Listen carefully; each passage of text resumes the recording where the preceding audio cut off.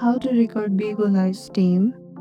Since Bigo Live does not have built-in recording options, the easiest way is to use your phone's screen recorder. Swipe down from the top right corner to open Control Center and tap Screen Record button. This will start recording. Now open Bigo Live and start doing your live as usual. When your live stream ends, swipe down to open the Control Center or Notifications shade and tap Stop Recording button. Your video will save automatically to your gallery or camera roll.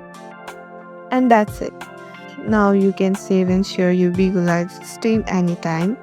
If this helps, smash the like button, subscribe for more streaming tips. See you in the next one.